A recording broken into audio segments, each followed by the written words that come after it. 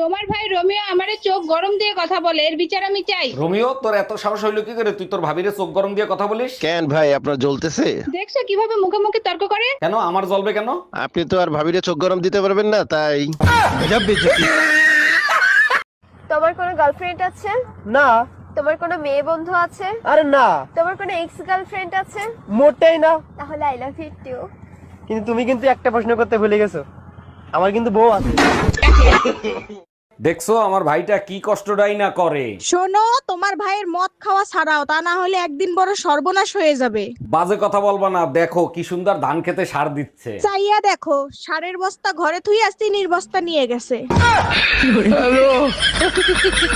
তুমি কোন শহরে পোলা গো লাগে উড়া ধুরা, এই গানটা দাও আমরা শুনবো।